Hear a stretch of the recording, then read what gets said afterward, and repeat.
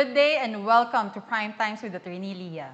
We are very much honored to have a guest that does not only possess business acumen, but also has the heart of our employers and employees all around the country. Let us all welcome Perry Ferrer, the Vice President of the Employers Confederation of the Philippines. Good morning, sir. Hi, good morning, and thank you for having ECOP as part of your program. Sir, ever since, I've always known that ECOP will always be the protector of not only the employers here in our country, but that also of our employees. Kasi iisa lang naman ang chain yan, sir, di ba? If you think about the employers, you will always think about the employees and their families. So first question ko kagad, sir, that I know you are a busy man and we are taking your time away from your work. First question, sir. How do you think the employers are dealing with post-pandemic challenges? And paano ho kaya natin yan mapapaangat pa po lalo ang kalagayan ng ating mga employers dito sa ating bansa? Oh, thank you for that question. We've been really grappling with post-pandemic for a couple of years. Well, just to start, the pandemic really opened up the companies in trying to look for different ways on how to manage this disruptive period. I don't think any one company was prepared for a prolonged pandemic or shutdown, let alone affected globally. So here in the Philippines, several, if not 90% of the companies had to come up with innovative ways on how to continue businesses. For example, we were pleased that the work from home arrangements were approved and also supported by the government. The work from home provided opportunity for businesses, especially in the services, IT, finance, accounting, human resources, that they were able to provide services even from home and let partially the shared resources of the business operate. But the businesses had to grapple with shortages of workers, because of the limitations on travel. A lot of the companies, the export companies, were blessed by being allowed 50% operation. But the other companies, the non-export companies, had to really struggle on how to keep their businesses operating. You talked about work from home. And this has been a sensitive issue amongst employers, employees, and that of our stakeholders. Ngayon, sir, may I ask lang very briefly, ano na po bang estado ng mga work from home arrangements with regard sa mga members ng ECOP? There are certain functions in the organization that can be really done at home. Now, the work from home, it was a new terminology that came up, brought about by the pandemic, where the majority of the Philippine businesses are not familiar with. We, the Filipino businessmen, really want to see our employees. We want to see them here in the factories. We want to see them in the offices, and then now work from home. So it's a new concept. I believe now more and more, especially in the HR, accounting, like in the IT, BPM, the BPO industries. More on the admin side, sir. Yes, that it is really a viable option. Now we just have to reorient not only management of the company, but also the employees. Work from home. I mean, really work from home, not sit down at home and Netflix from home. So that's where trust keeps on improving and building, that we in management, especially Filipinos, really want to see our employees. And that's how we grew up the traditional way. So this disruptive event, the pandemic, really showed us, there is a different avenue. Or there is a way of providing some of the services where the employee can be at home. So parang in other words, everybody in ECOP did not only think about the present situation during the pandemic, but you found alternate ways to make it work. Yun naman ang importante, sir, di ba? Ang importante is you guys make it work. And you guys did. Kasi I remember the Department of Labor and Employment even had a DO, di ba? With regard to alternate working arrangements. And ECOP was there. I remember you guys were there during dialogues. And Yes. you guys were passionately fighting for the employees to have work despite what was happening during the pandemic. Now, sir, this is kind of a big issue right now. I'm very sure that you've heard about the possible 100 peso minimum wage hike. Now, sir, my question, isa lang naman talaga po ang tanong dyan eh. Ang marami hong mga haka-haka kung ano po ang dapat na pag-usapan, pero iisa lamang ho ang gusto nating malaman. Paano po nadadala ngayon ng mga employers tong possible na minimum wage hike? 100 pesos, may mga nagsasabi pang possible na maging 350. Paano ho natin mariresolve ho ito para merong win-win situation, sir? It is definitely the flavor of the month, you might say now with the 100 peso or 350 or 750 peso minimum wage hike. Definitely, we have to find a way on how to deal this wage hike. There is a current methodology now through the tripartite wage board that has been working. By the way, it has been working for decades now, where employers and employee representatives and the Department of Labor really sit down and review regionally. These are region wage board consultations. In fact, just recently here in Region 4A, there was a wage hike, a two-phase wage hike last year and again this year. That the employers agree. We were able to absorb that cost, very difficult absorption of that increased cost. Now, of course, we want all Filipinos to have quality and better quality of life. But increasing the 100 peso or increasing the minimum wage to 100 peso, we believe in ECOP does not solve that problem. The 100 peso increase only affects a small amount of the working population. Yeah. And there is 50 million working Filipinos, and I believe it only addresses like 4 or 5 million. Okay. It's a small percentage. And then the brunt of that, the impact on the whole employer or the business community and even the consumer is significant. Increase in prices. It's a good thing that you mentioned about the tripartite wage board. Kasi I remember ECOP was always in the forefront, trying to, harmoniously have good settlements between the employers and that of the employees and that of DoLE also.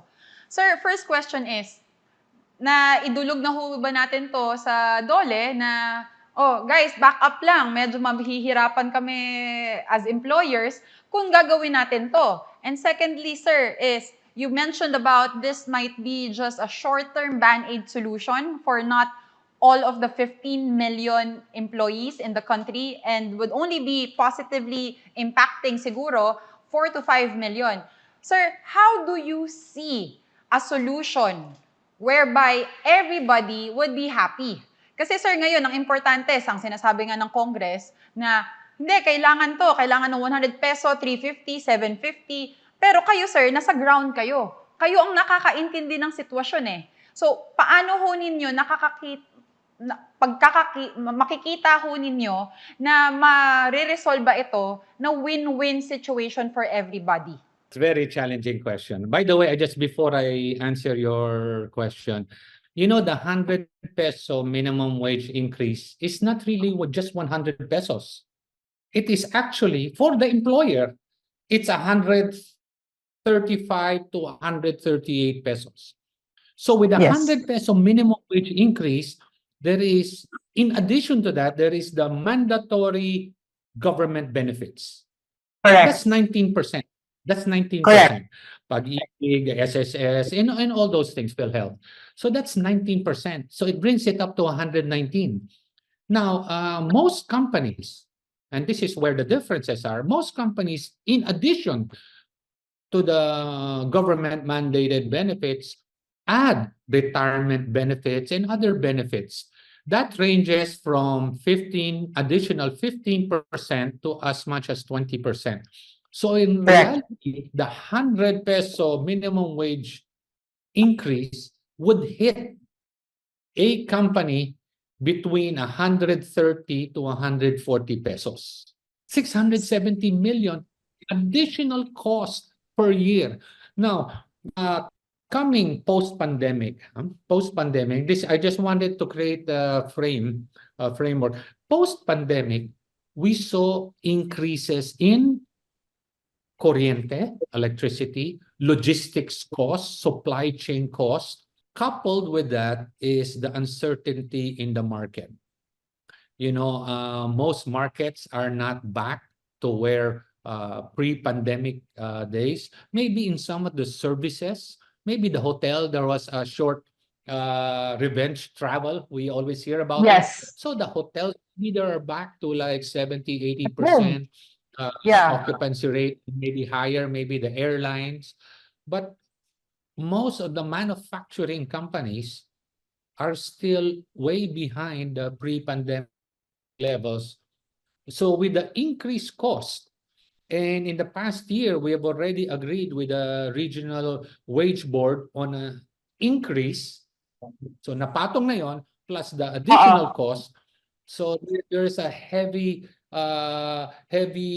cost of good or cost of doing business in Yes. the manufacturing companies increased. So Okay. really adding another 140 pesos per day, whether you are 100 employees or 1,000 or 15, Yes. really difficult. So Yeah. what happens, you address a small percent of the total 50 million, 50, of the labor force, and 97% of our businesses are all MSMEs. Yes. So they will definitely, the cost will be passed on to the consumers. Ang ganda ng ng linyahan natin ngayon kasi my next question would be, there will be a lot of employees to be laid off. There would be a lot of employees to be declared as redundant or to be retrenched because of this minimum wage hike na possible.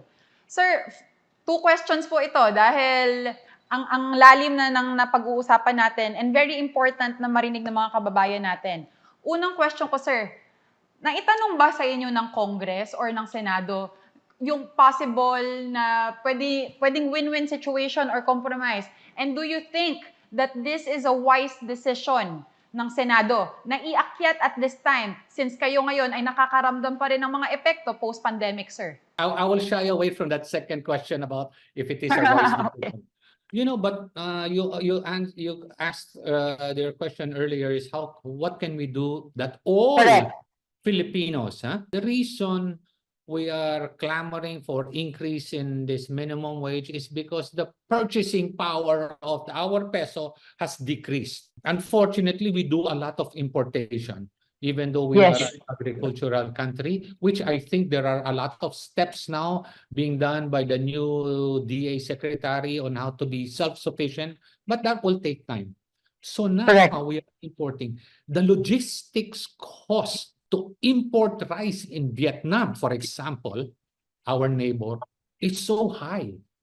So why don't we look at very low-hanging fruits on where we can lower the cost of the basic commodities?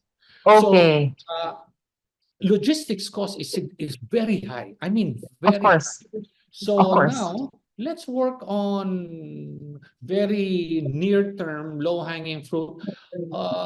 The rice that we import from Vietnam, I cannot tell you on the air how much is the logistics cost, but it is alarmingly high. together with the logistics cost of importing chicken from America. Yes, sir. It's very high. Yes, sir. So, chickens, pork or rice especially, we still import. We can really see how, if we are able to control that, price per kilo can drop Okay. to somewhere it's affordable. Then not only are the minimum wage earners can benefit, but lahat tayo.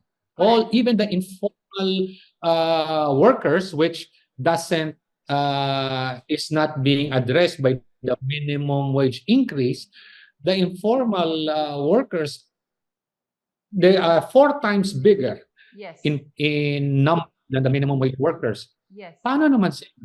Yeah. Alam mo, and they will probably raise their hand and say, how about us?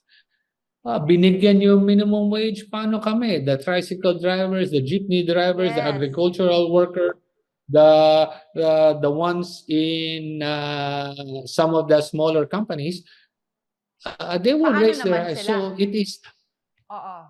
exactly. So Yeah. I think let's look at other avenues on where lahat makikinabang. Madami tayong Yeah. ma-address. Kuryente, the cost of electricity, the cost of water, which impacts everybody.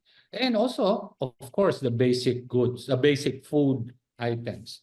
I was interviewing a good senator, a good friend of ours last week. Tinanong ko rin ho yan sa kanila. Sabi ko, paano naman po yung employers? Paano naman po ang plight ng mga employers natin na nagbibigay ho ng kabuhayan sa ating mga empleyado, not only in one region, but all across the regions of the Philippines? Ngayon, ang sabi ng ating mabuting senador, ang sabi niya, nabigyan naman na sila ng mga incentives during the pandemic, like the CREATE law, nabigyan na rin sila ng mga insentibo na hindi lamang sa taxes, but also on how they operate.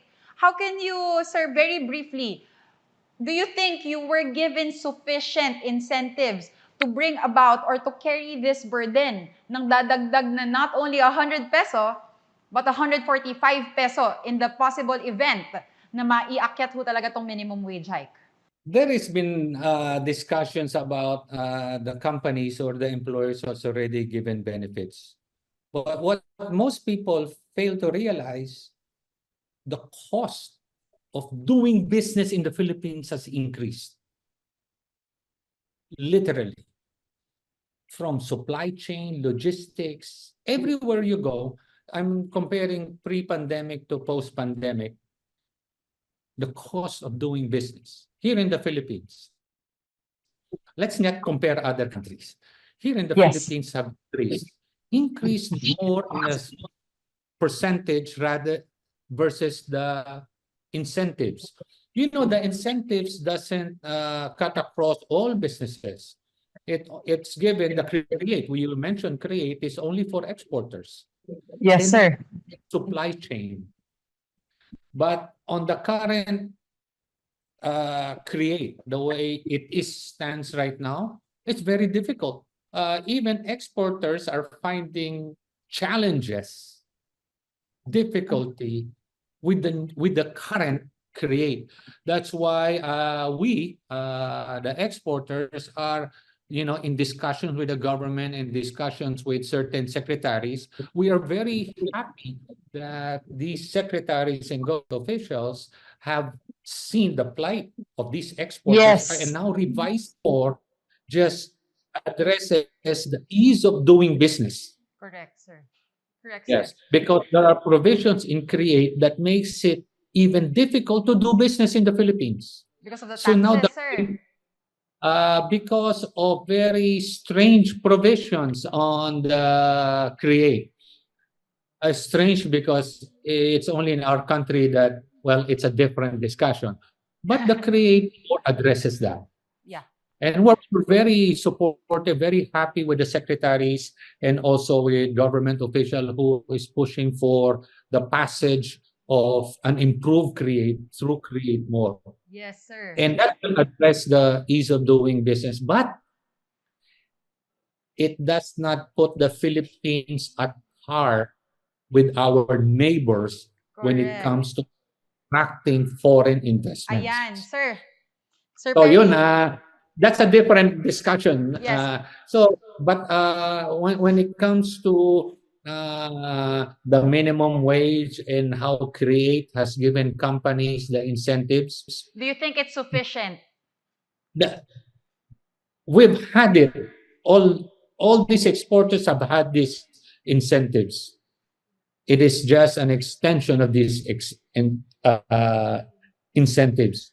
In fact, it made it harder to do business here with the current Okay. rate, how it's written. Okay. Sir Perry. So, is it sufficient? Is it sufficient? The answer is really no. Okay. Because we are not attracting, the exporters now are not attracting the new businesses, the new models, the next generation products here to the Philippines. Okay. Sir Perry, let me just interject. Ang ganda ng Yeah. usapan natin kasi my next question now would be, how to attract more foreign capital kung nahihirapan ng ating mga employers? Kasi sir, syempre, it would set a precedent, diba? Like it or not, foreign capital, foreign investors would come in our country if they see a good na setting, right? They would not come here na nagrereklamo mga employers natin na dumudugo na sila. Tama? So, ngayon sir, Vietnam, China, Vietnam na lang sir. They have been parang the China alternate na eh. Those investors who do not want to invest in China are investing in Vietnam. Paano ho natin sila madadala dito sa Pilipinas? Sir, kung dumudugo ang mga employers natin, which are the president nila. Hindi sila sir pupunta dito kung nakikita nilang nahihirapan yung mga talagang nagbibigay ng capital eh. So, paano natin sila sir maa-attract more kung kayo ang nahihirapan? First, we really have to embrace the ease of doing business. And we literally need to show even our existing businesses here the improvements and ease of doing business. So when you ask independently different companies, there are definitely more challenges now. Of course, the government, they have their programs in order to address this, which we are very supportive, and we couldn't wait for it to happen now. We just want it to happen now. So, and that's us as entrepreneurs and also employers. There are several programs, in which has already been mentioned in international visits. Now, so the first thing is really taking hold and really implementing the ease of doing business, because the impact, if the existing companies here find and feel the improvements of ease of doing business, so when their fellow foreign kababayans start looking at the Philippines as a possible destination for their investment, what we want the local foreign companies who are now here to be able to say, yes, come to the Philippines. Okay, dito, come to the Philippines. They really, everything is, the ease of doing business is alive and well. That is the first. It's really making sure that we really mean the ease of doing business. Now, the next phase there is really how we can be an efficient operating entity here in the Philippines, meaning we should have skilled, upskilled, up-to-date workers. We have the population. We have 3.5 million students now. Yes. What we need to do is really bring them to a skills platform that is relevant to the 21st century. Yes. Skills that is required by companies. We want to attract quality companies.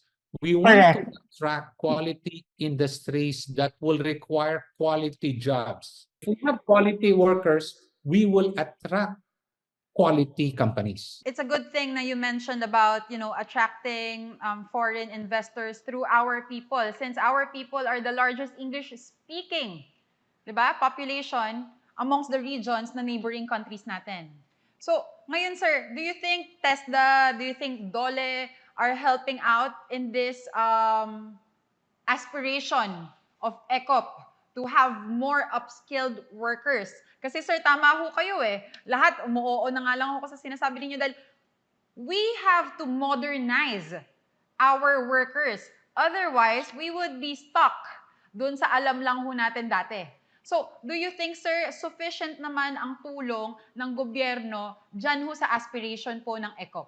What I can say is the Department of Labor, the Secretary Laguesma, and also Tesda are all supportive in our quest to really improve the quality of our workers, because the future of the Philippines really relies on our 3.5 million students now. They will be the next generation leaders, or government heads of departments. So the assistance and the support that the Department of Labor and Tesda, now we're all working together in how we can really close that gap. We don't want it met.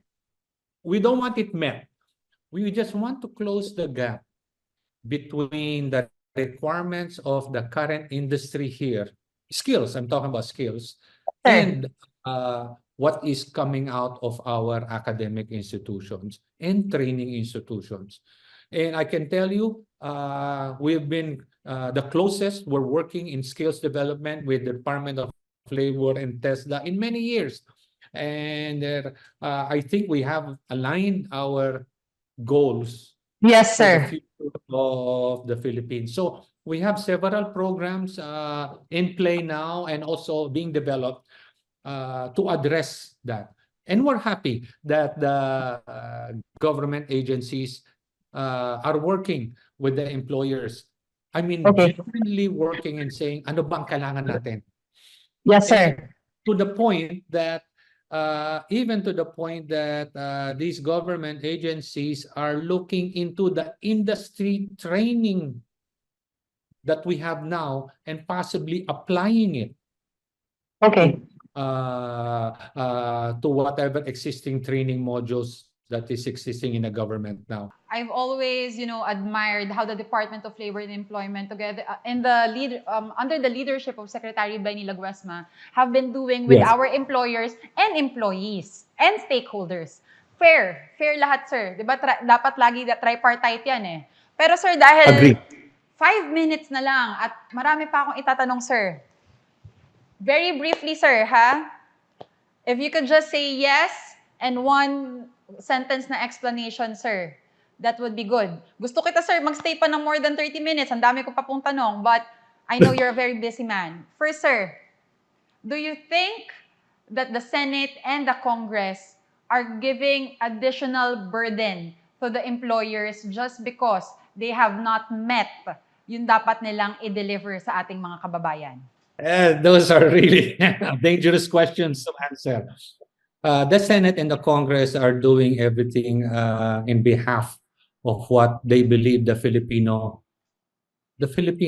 citizens need.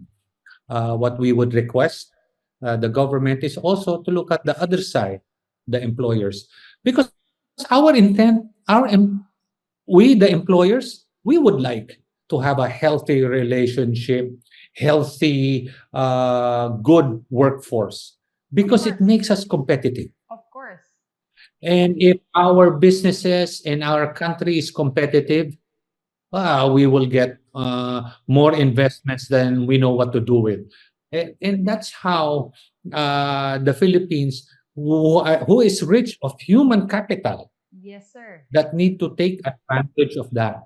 Now, are they doing it fairly, or I believe that every institution, including ECOP, we have our own agenda. We want in ECOP, we want to make sure that the Philippine businesses are competitive. It's robust. It must be With, robust. we have to be competitive with a healthy relationship with our workers. Yes, Because sir. now there is no more separation between your management and your worker. When investors come in, when opportunities come in, they look at the whole company. Okay. They just don't look at. They even look at the relationship. A sustainable, does the company have a sustainable program? If I will invest here in the Philippines, does the Philippines understand about sustainability? Because Okay. when they invest long term, Yeah. so all come into play. Second question. Would it be a fair assessment for the Congress or Senate to just enact a law or have it amended, yung cost of doing business or ease of doing business, para naman, sir, fair kayo, win-win situation. O sige, sabihin ho natin na maiangat ho itong 100 peso minimum wage hike, pero give you guys something. I-amend ho yung batas about the ease of doing business para naman ho, everybody happy. Yes or no, sir? And one brief explanation. I would suggest to whoever is deciding all this, there is an existing tripartite wage board that is working for decades. Government, employee representatives, and the employer. That is where we work together. And when you sit in those discussions, it's lively. Yes. But at the end of the day, we all shake hands and say, okay, let's do it. What we would request, hopefully, let it just move and work through that system. Let's not let other forces intervene again Yeah. in terms of doing business in the Philippines. That is what investors are afraid of. Okay. You know, in Create, going back to Create, I know it's for exporters, but several exporters are asking, we've been here for 4 years, 3 years, we already have an agreed incentive plan. Why are we changing it? See? Okay. Oh, Gets. why are we Naintindihan ko, changing sir. things in the middle of the game? And that's where investors get nervous. Yes. If this could happen now, it could happen again and again. Yes. So, especially if it is not broken, let's Yun. just Yeah. going back wage increase, regardless of what amount it is, there is already an existing mechanism. Gamitin natin yun because it works. Oo. We're happy with it. Sir. We employers, we're happy with it. Yes, sir. We're happy. We believe it's fair. Yes, So, sir. Sir Perry, dialogue. Yes. I like, may quotable quotes ako nakuha sa'yo, sir, ha? It's not about why fix it when it's not broken, pero why fix it during the middle of the game na hindi pa natatapos or nai-implement yung mandato ng medium kung saan dapat ho yan pinag-uusapan. Maganda yan, sir. Gusto ko yan. Pangatlo, sir, na tanong, and this would be the last, sir. Hopefully, we can get you in another episode of Prime Times. But, sir, third question is, do you think that the Employers Confederation of the Philippines would fight off this possible minimum wage hike? Not fight off, nalalabanan ninyo ho ang Senado at Congress dahil vital part ho yan ng ating gobyerno at kaibigan ho natin yan. Ang tanong ko ho is, Yes. would you guys be appealing or would you guys be requesting a dialogue or engagement with the principal author, which is si Senator Jinggoy, or would you be talking to the President himself to give your plea towards this matter? Kasi yun ho ang importante. Kayo ho ang boses ng mga employers natin. And without the employers, there is no livelihood, sir. We would like to get that opportunity to be able to have a platform, an open platform where we can put in our don't call it stand, but this is the situation where we have as employers. And keeping in mind, 99% of all the employers are MSMEs, which, a small company, we want to graduate them to a medium company and hopefully in the future be companies. So, but in order to do that, there are several things that we need to teach and also support all these MSMEs. And we cannot burden them with continuous increasing of the cost of doing business. We try to work with the inflation, we try to work with increasing the price of all these basic commodities. Doon tayo lumaban. Because, with most employers, like what I mentioned, that 100 peso increase is really 130 to 140. Most Filipino located companies here, pag kumita naman, they share it with the employees. Yes, sir. I I don't know of any company at the end of the day that Who doesn't doesn't share? I do not know. I met thousands of micro, small, medium, large companies that continue to share simply because these companies know it is the workers together with the team that together with the management team that really makes up a company. Yes, So sir. the sharing, which is not highlighted in any discussion. We have productivity incentives, we have efficiency incentives. So for us, it is to our benefit that our workers are happy. Yes, sir. So our advocacy really to find ways in order to support our workers, Yes, sir. upskill them, upskill our workers so we can pay them more. Of We course. don't upskill just for the sake of upskilling. Of course. I know several companies that really upskill, upskill and retrain workers because of the new technology being brought into the country and into the businesses that need that higher level skill. Why would they hire somebody from the outside? They have a loyal person Tama. inside, Tama. and it's a good way to pay them more. Yes, sir. You just yourself. That's where we work with Tesda, by the way. We work with Tesda and the Department of Labor on how we're able to pay our employees more, not through minimum wage. Minimum wage is a very small part of the company. Yes, sir. Sir Perry, Everybody, so they enter into the company through, senior high school or fresh graduates, minimum wage. And then they graduate of to course. higher levels of the organization. Yeah. So. This has been, a wide range of discussions. Hindi lang tayo nag-usap, sir, about sa minimum wage, but I'm very sure that our kababayans have been enlightened on how to have long-term and sustainable solutions with regard to not only our dear minimum wage workers, but to be able to graduate them into more semi-skilled, professional, and that of, yung matataas talagang trabaho, sir. So, ang pagdasal ho natin na we be given a platform where all of our stakeholders be given a chance to air out, not grievances, sir. Dahil hindi naman ho Yes. yan talaga. It's not about grievances. It's about the inputs that would be ultimately benefiting our kababayans more, including our employers. Thank you, Sir Perry, for this wonderful discussion. I have learned a lot. And in everything that we do, we think about our principles, which are our kababayans. This has been Prime Times with Attorney Ria. I wish you all a good day.